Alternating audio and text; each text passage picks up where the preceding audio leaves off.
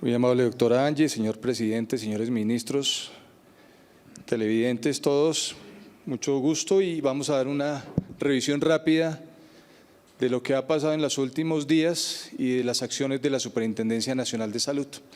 Primero, un poco de contexto sobre las EPS que tenemos a la fecha.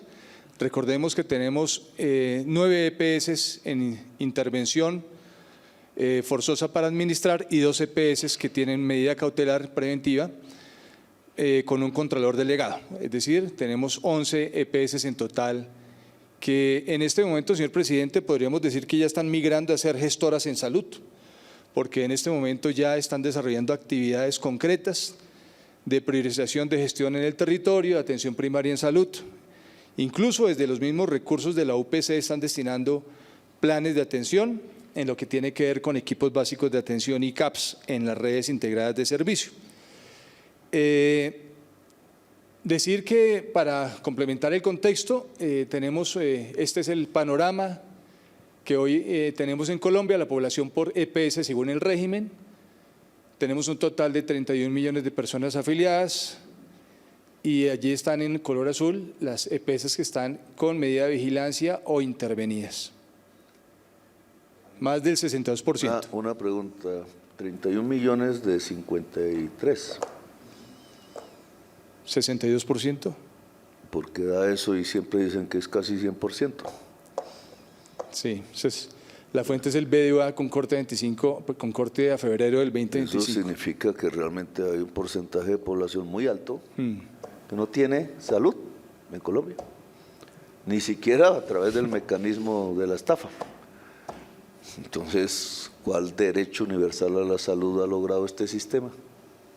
Si esas cifras son ciertas. Sí, esta es la fuente que tenemos del BDUA, pero sí, de acuerdo. A menos que los niños no se cuenten, pero los niños son beneficiarios, excepto los bebés que son, ahí nadie le puede pedir carnet de EPS a ningún bebé, que es lo que acaba de ocurrir en el caso que comento en la clínica, que les voy a decir cuál es para que se sepa. ¿Cuál clínica no está atendiendo a los bebés en Colombia? Eso es una obligación constitucional. Vamos a ver esta. A ver. Departamento Bogotá, municipio, código de habitación, no lo doy, documento de identificación tal, nombre del paciente no le doy, firma, documento de entidad, no sé qué, profesional tratante, firma, productos nutricionales, la leche que ya avisé, los datos, aquí no me mandaron el nombre de la clínica, pero ya en cualquier momento se los digo. Siga, hermano. Sí, señor. Esto es un dato importante que es relevante en razón a que la queja es que las EPS no pagan sus cuentas pasadas y entonces en las cuentas por pagar de las EPS a prestadores son más de 15 billones de pesos, excluyendo este dato, por supuesto, el de 9 EPS que esperamos, señor presidente, y compañeros, que tengamos en más o menos 15 días los estados financieros a 2023. Pero pues obviamente este sería el valor que tenemos teniendo pendiente pues 9 EPS. Cuentas por pagar por insumos y medicamentos. Aquí estaríamos hablando de las famosas gestoras farmacéuticas, señor presidente, sobre las EPS y por las edades de las cuentas por pagar suman casi un billón, casi el billón. Estamos hablando de 907 mil millones de pesos.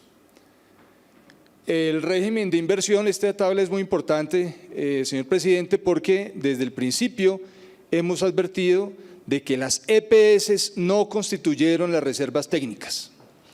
Y al no constituir las reservas técnicas, pues de por sí no garantizaron justamente ese resguardo que deberían tener para poder pagar esas deudas pasadas de épocas pasadas. Y aquí entonces vemos que las que no cumplen, en la diferencia de cumplimiento, suman más de 10 billones de pesos. Ahí, superintendente, pregunto, ahora doy la clínica que no atendió a la bebé y me tocó intervenir, o usted intervino para poderlo lograr y que aún está viva y niega la leche, Se llama Los Cobos, que queda en el norte de Bogotá. No sé exactamente en Suba. Aquí tengo la dirección exacta. Carrera Novena, número 131 a 40. Y es una clínica que se llama Center, no sé qué en inglés, que se llama, ministro, ustedes deben saber. Los Cobos Medical Center. Y que no recibe afiliados del contributivo ni el subsidiado, sino solo planes complementarios. O sea, para ricos. Sí, señor. Y entonces a esta bebé la iban a dejar morir porque Pero no todas tenían las plata cuentas, para los tratamientos. Todas las cuentas llegan de las EPS con esos gastos. Entonces ahí para que usted, superintendente, tome nota. De inmediato ir contra la de inmediato va a una Constitución y la comisión vida. especializada. Bueno, siga usted. Aquí tengo la foto, pero no sé si mostrarlo o no, ya veremos. De la niña completamente apagada, 2 meses, bebé. Así es, señor Y presidente. no querían darle el tratamiento hasta que nosotros intervenimos. Eso sí no sale en cambio, en portada, obviamente, porque quieren enfergarnos. Pero esto es lo que pasa en Colombia por todas partes. ¿Cuántos niños han muerto así? Cuando la orden constitucional es atenderlo. Ahora, aquí, segunda pregunta, aquí una serie de NOS de EPS, ¿cierto? Sí, señor. EPM dice, o sea, ya mis gafas Confachocó, Caja Copi, Ferronal, Capital Salud, Mutual Ser, Confenalco, etc. Salud, como siempre. Entonces no cumplieron con pagar medicamentos, ¿cierto? Esto es que no hicieron el resguardo de la reserva no hicieron técnica. las reservas técnicas. La Sí, señor. reserva técnica es una disposición mundial, que es ley en Colombia, para cualquier compañía de seguros. Las compañías de seguros deben tener un guardado que van ahorrando año tras año. Ese guardado no es plata en el banco, lo pueden tener en activos líquidos, listos para volver plata si se necesita. Es un porcentaje determinado. Si se quiere ser intermediario financiero, como asegurador financiero, que es lo que determinó las leyes sobre las EPS, entonces ¿dónde está la reserva técnica? Si es obligatoria por ley, si es que esto deberían haberlo pagado hace tiempos. ¿A dónde fueron a parar las reservas técnicas? Porque si no están en modo líquido y no pagan las deudas, estas EPS no deben existir. Rompieron la ley. Están las principales cajas de compensación de Colombia, que también he recibido informe en las intervenidas, están en manos de politiqueros. No.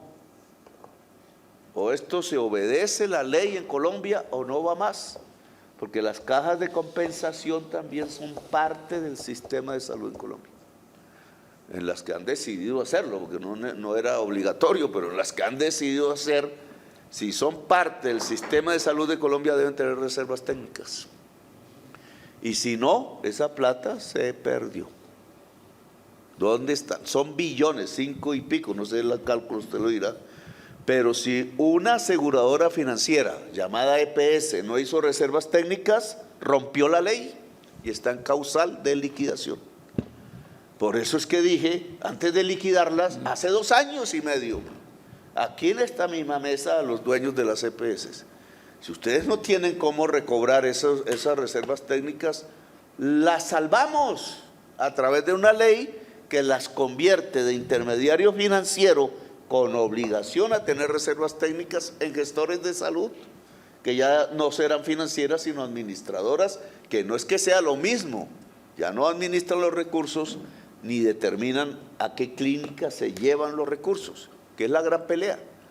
Entonces, si aquí van a tumbar la ley, esto no es una amenaza, pues nosotros tenemos que ir a aplicar la ley existente. No hay otro mecanismo, porque ya que vamos a esperar, yo no voy a presentar otro proyecto, que nos mamen gallo 2 años más, eso no lo voy a hacer. Húndenle el proyecto de reforma a la salud y vemos en decretos hasta dónde se puede salvar lo salvable, y lo demás se liquida, de acuerdo a la ley. Sí, señor. Así es, señor presidente. Estos son datos adicionales a lo que mencionó el doctor Félix Martínez, que se giran por temas de tesorería a los gestores farmacéuticos. Entonces, si nosotros vemos en el año 2023, 24 y 25, adicional a lo que me comentó el doctor Martínez, se han girado casi 4.5 billones de pesos adicionales a los gestores. O sea, digamos que adicional al dato, este dato se complementa. Situación actual de los medicamentos, pues encontramos hoy, señor presidente, una falta de transparencia, unos costos elevados en el sistema por estas transacciones, donde se prioriza evidentemente el mercado por encima del ser humano, y entonces queremos inclinar la balanza hacia este costado, en donde nosotros queremos un uso transparente, una atención accesible y un enfoque al ser humano y un sistema basado en derechos. Y entonces lo que vemos es que se ha priorizado el mercado sobre el derecho a la salud. No es una situación nueva ni aislada. Recuerde usted que me dio la instrucción en el año 2013 de liquidar Humana Vivir, en ese entonces en la Bogotá Humana, por esto mismo, cuando estábamos en el encargo que tenía yo en la Secretaría de Salud. Y esa fue lo que se presentó en el 2013, pero por supuesto ha venido pasando durante muchísimos años atrás. La intermediación ha generado altos costos, es posible redirigir estos recursos a la atención directa. La reforma busca eso, un uso transparente y eficiente de los recursos, y se plantea un sistema basado en derechos. ¿Cómo funciona hoy este tema, señor presidente y señores televidentes y gabinete? De la EPS se giran los recursos al gestor farmacéutico. Del gestor farmacéutico entonces pagan o deberían pagar a la industria farmacéutica, que son los laboratorios que producen las moléculas, los medicamentos. Cualquiera preguntaría, ¿y por qué la industria farmacéutica no vende directamente a la clínica y al hospital? Y nos quitamos todos esos intermediarios. Ese es el plan de acción, señor presidente. Porque esos intermediarios se llevan la plata, duplican el precio de la medicina, se llevan la plata, quitan la UPC, incluso las EPS, porque las nuevas EPS ya no tienen con qué pagarle a sus propias gestores farmacéuticas. Pero ¿por qué se inventaron todo ese poco de intermediarios? Así se funcionaba antes. ¿Y quiénes son los dueños de esos intermediarios? En una audiencia en el Cauca, señor presidente, nos recordaban las autoridades indígenas y también las autoridades territoriales de que nos decían esto, a propósito de esta exposición, decían, por favor, señor superintendente, ministro y señor presidente, el mensaje lo enviaban, recuperemos lo que había antes. Los hospitales públicos entregaban los medicamentos, las droguerías entregaban los medicamentos. Es decir, no había la figura del gestor farmacéutico dominante del mercado que hoy tenemos, posición dominante, y que fuera de eso condiciona y además entrega incompleto o no entrega los medicamentos. Hoy el recurso que le entrega la EPS al gestor farmacéutico no se le entrega al laboratorio, sino que entonces él paga sus deudas pasadas o eventualmente destina los recursos a otros temas que no son pagar a los laboratorios. Y entonces aquí lo que ordena el médico tratante, entonces el paciente no recibe el medicamento. Eso es un drama terrible cuando estamos hablando de hipertensión o diabetes, pero es más terrible cuando estamos hablando de un paciente postrasplantado del riñón o un paciente con cáncer. Estos son los costos de la intermediación, son dos ejemplos, pero pueden haber muchos más que estamos sacando en este momento el análisis. Aquí, por ejemplo, vemos un estimulador de la guaninino ciclasa, que es para tratar la hipertensión pulmonar, es una patología huérfana, y entonces vemos que el medicamento vale 137.000 pesos, pero entonces con el sobrecosto queda en 227.000 pesos, un incremento de más del 65%.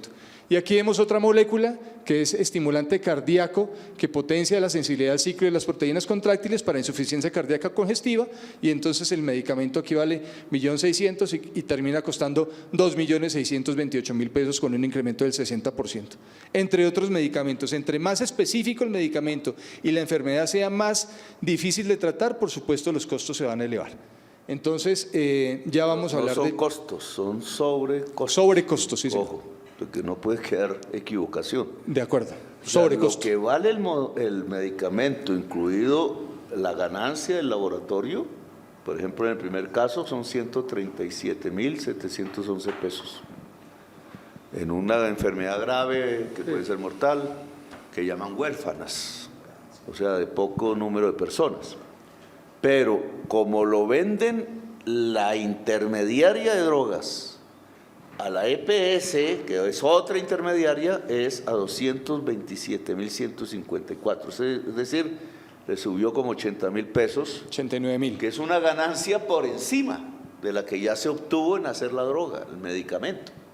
¿Quién paga eso? Ojo, los trabajadores y la sociedad colombiana en general. Porque a veces le dicen a uno las personas simples, porque esto es complejo entenderlo, porque lo han hecho complejo para que la gente no sepa cómo es, que le están robando. Para eso lo hicieron complejo con nombres terribles. Entonces EPS, entonces cualquier persona dice la EPS es la que me da la salud. La EPS le está robando la salud, porque el que da la salud es la IPS. ¿Vale? ¿Y quién va a entender la diferencia entre EPS e IPS? Pues para eso se hizo todo ese poco de nombres. Porque IPS es una clínica y un hospital. ¿Por qué no dijeron clínicas y hospitales sino IPS? ¿Y por qué a las EPS, en vez de ponerle empresas prestadoras de salud que no prestan ningún servicio de salud, no les dijeron intermediarias financieras y punto? Pues para que la gente no sepa cómo es el modelo que ha venido robándose el presupuesto nacional, que no es más sino la plata de la gente trabajadora y la gente de la sociedad colombiana toda.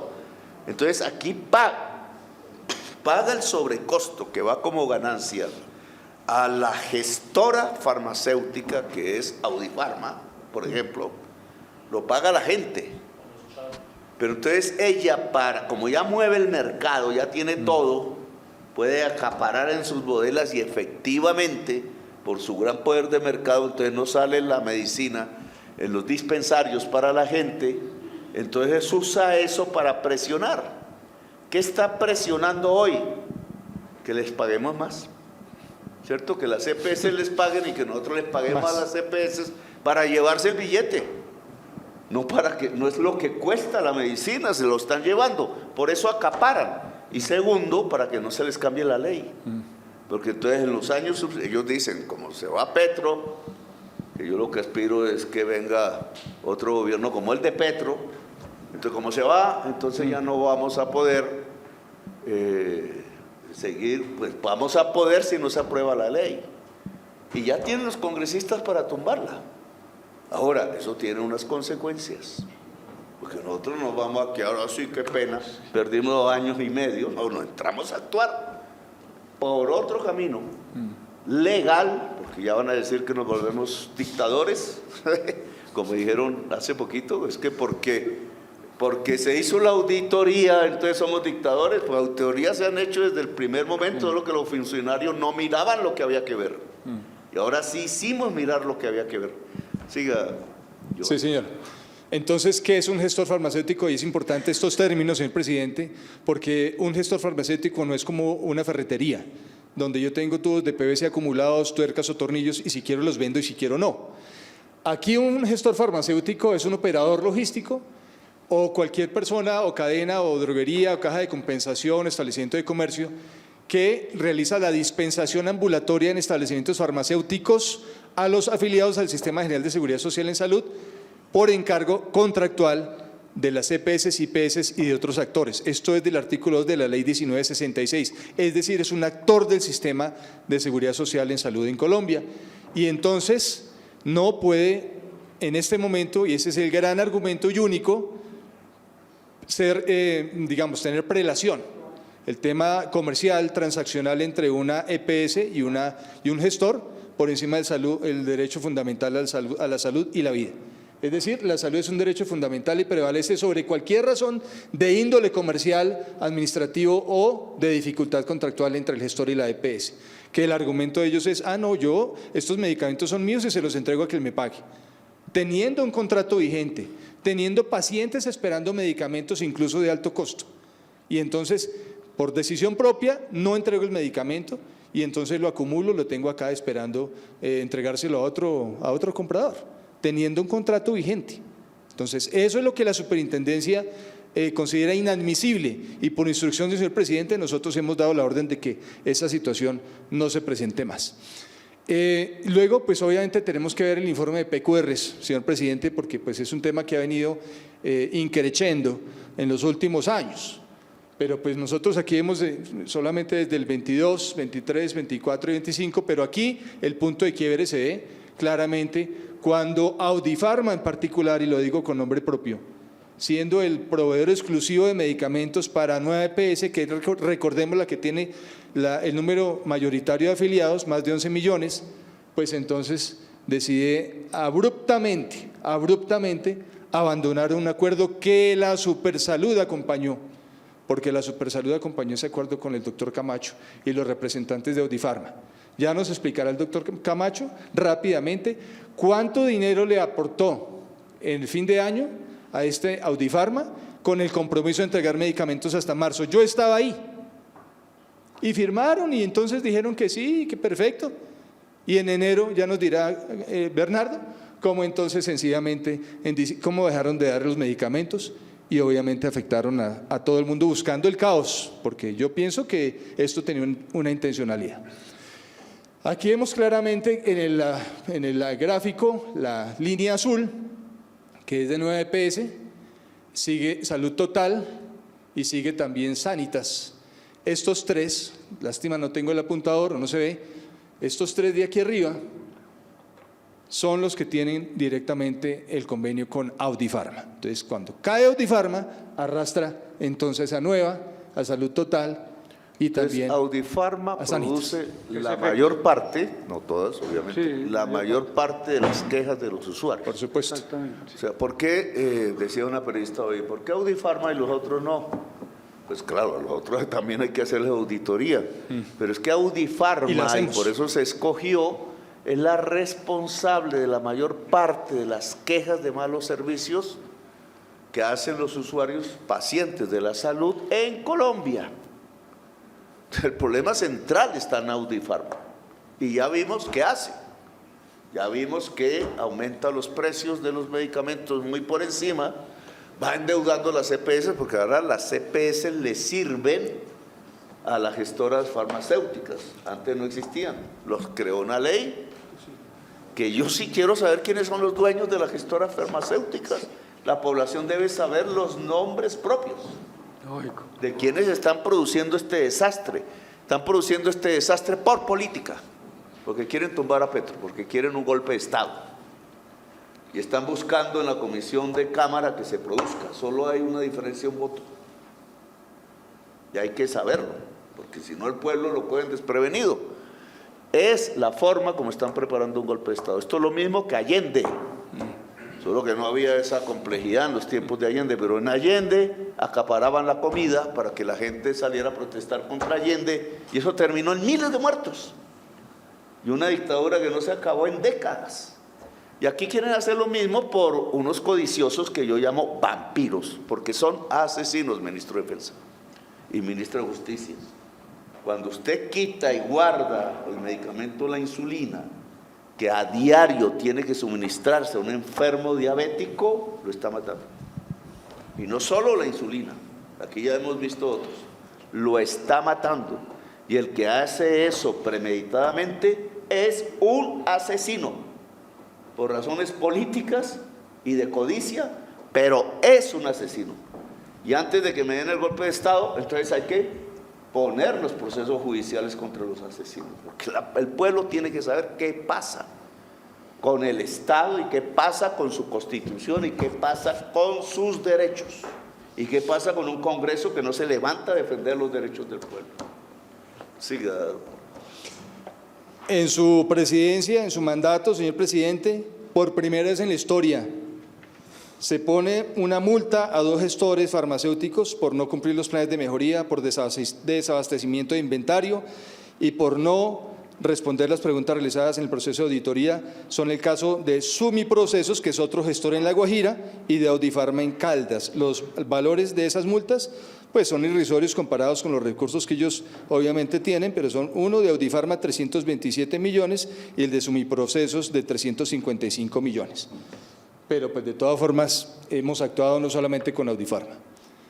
Estas son las reclamaciones por medicamento y yo quería señalar en esta diapositiva que no es solamente las EPS intervenidas, señor presidente. Aquí usted ve a 9 EPS, Sanitas, Salud Total, EPS Sura, Cosalud, Famisanar, Compensar, está Emsanar y Mutual Ser. Entonces estamos aquí hablando del 82.1%. Y aquí entonces está la participación, ¿no? La participación de las EPS en reclamaciones por el tema de medicamentos, no solamente de las intervenidas. Esto es un tema estructural que cobija absolutamente todo el aseguramiento, en todo el fallido modelo de aseguramiento que tenemos en Colombia. Es así como hemos tenido diferentes episodios graves, como el presentado en la ciudad de Cali, donde hay largas filas, como las que vimos hace 12, 15 años y hasta 20 años en las diferentes EPS. Aquí se presentó exactamente lo mismo que pasó en Capital Salud en el año 2012 o 2013, como decía el doctor Jaramillo, y entonces aquí participamos como superintendencia, hablando lógicamente con las autoridades locales, con los líderes y con los usuarios. Algo que llama la atención, señor presidente, y lo denuncio aquí en este gabinete. Al momento de abordar las personas y decirles, venga, ¿qué es lo que necesita usted? ¿Qué medicamento es? Etcétera. Por supuesto que muchos daban sus medicamentos y sus datos, pero otro tanto decían, no, yo estoy acá atravesando la moto porque querían bloquear, porque a mí me están pagando por bloquear la vía. O sea, personas que no tienen absolutamente nada que ver en esto, buscando el caos. Inadmisible. ¿Pero quién le pagó acá? ¿Qué pasó? No, yo no puedo decir. Entonces, cuando ya íbamos a llamar a la policía o lo que sea, ya ellos arrancaban. Entonces, eso, hay un trasfondo del cual somos testigos, afectando a la ciudadanía, a la movilidad y generando un desastre a la percepción pues, de la opinión pública, cuando claramente esto tiene un origen y una génesis de muchos años atrás, donde también lo denuncio acá como superintendente. ¿Dónde estaban los ministros de salud? ¿Dónde estaban los superintendentes nacionales de salud? Cuando la bola de nieve crecía y avasallaba el sistema. Todo el mundo callado, todo el mundo con el pico cerrado. Y ahorita sí nos rasgamos las vestiduras. Este comunicado, señor presidente, es el comunicado que revela los detalles del espejo, de la auditoría en espejo, auditoría in situ, concurrente se llama técnicamente, de lo que hicimos entonces con el laboratorio, con el gestor de medicamentos Audipharma. Cuando hablamos del espejo es que hay una comisión en el centro, en el punto de atención, y otra comisión entonces en la bodega, de la calle 80 a las afueras de Bogotá. Hicimos la selección de ¿cuántos medicamentos, Robert? 26 medicamentos, de los cuales se escogieron los de más alta rotación y además que eran los que más solicitaban en el punto de atención. Y entonces se observan 12 registros que cumplen con la hipótesis propuesta, consistente en que teniendo medicamentos en el centro de distribución no sean dispensados a los pacientes en el establecimiento farmacéutico analizado, situación que derivó en la orden impartida. Esta tabla es muy importante que todos la vean. 12 medicamentos, donde aquí está en esta columna los pendientes del centro de atención farmacéutica y la existencia física, no en reportes ni en bases de datos, física, que este superintendente vio. Y entonces vemos acá los requerimientos y miren las cantidades de los medicamentos. Yo exigí, además de lo que previamente señalaba el equipo técnico de la superintendencia, que se incluyeran las insulinas, porque efectivamente no estaban incluidas, como tampoco estaba incluida la capecitabina y otros medicamentos antineoplásicos que yo quería revisar, porque era que entonces en algunos casos faltaban. Porque, presidente, estuvimos en Quibdó hace unos 15 días y me abordó una señora llorando diciéndome que el esposo, que tenía cáncer de colon, hace 4 meses le habían ordenado el medicamento capecitabina, y que el médico le había dicho que si no se tomaba la quimioterapia oral, ¿qué es esto?, el cáncer le iba a avanzar. El cáncer no se detiene porque hay problemas interadministrativos entre las empresas. El cáncer avanza cada segundo, se multiplica, hace metástasis y mata a la persona. Y entonces aquí con las bodegas llenas de capecitabina y el señor pobre negro muriendo de cáncer de colon en Quibdó. Las fotos de la discordia, señor presidente. Allá está la insulina y tengo más fotos que se las pasé a la doctora Angie para que yo no sé si se puedan publicar, por favor, porque es que tengo hartas fotos y quisiera publicarlas, la verdad es que sería muy bueno publicarlas. La insulina, porque es que me dicen que soy mentiroso, presidente. Si yo las vi, le tomé la foto yo, ni siquiera llevé equipo de comunicaciones, con el celular que tengo ahí tomé las fotos. Y me advirtieron... Ese fue su error, que las tomó con su celular. Sí. Y usted me las envió a mi line, que Sí. es el chat, y estaba interferido y bloqueado. Bueno, a propósito de eso, permítame también hacer esa denuncia pública, señor presidente. Tuve interferencia de comunicación entre la superintendencia y la presidencia. No pude mandarle las actas, no pude mandarle las fotografías, no pude mandarle unas grabaciones, todo relacionado con esto.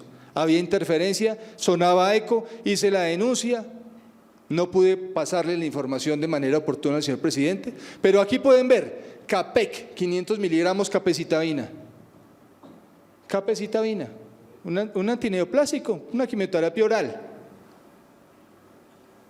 Y entonces las cajas. Tacrolimus, suena rara la palabra, perdónenme, el tacrolimus es un medicamento esencial que preserva la vida de las personas que han sido trasplantadas de un órgano, por ejemplo el riñón. Cuando usted le trasplantan el riñón porque no se aplicó correctamente la política de promoción y prevención, porque dejamos avanzar la hipertensión y la diabetes y nos tocó entonces llegar al punto de que nos trasplanten el riñón por no tener una política de promoción y prevención adecuada, sino prefiriendo entonces las altas edificaciones para hacer trasplantes y para hacer atención de diálisis y hemodiálisis, entonces pasan estas cosas y entonces el paciente que ya lo trasplantan tiene que tomarse… Esto es clave y tiene que ver con la reforma de la salud, y creo que lo más clave de la reforma de la salud, lo que he peleado desde hace décadas, es que no hay que cambiar el riñón si usted come sanamente, en general, problema de comida. No hay que, en muchos casos, no todos, no se es diabético si no se toma gaseosa, si los niños no toman gaseosa, es decir, si no hay consumo de azúcar. Claro, el azúcar es un negociazo en Colombia, y entonces, ¿cómo van a prohibir el azúcar? Entonces ponen a los grandes empresarios del azúcar a sabotear los impuestos al azúcar.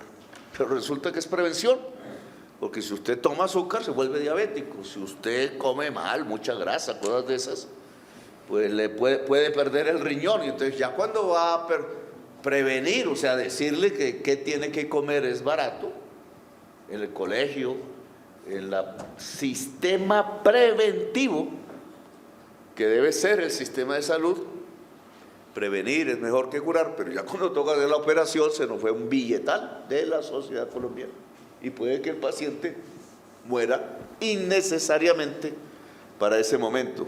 Entonces, digamos, estos son ya los costos de no tener un sistema preventivo, que no han querido generarlo, porque los congresistas a través de la ley le han dado la responsabilidad de la prevención a las EPS privadas. Y si el negocio de las EPS privadas es que la gente se enferme, entonces ¿para qué va a disminuir la enfermedad?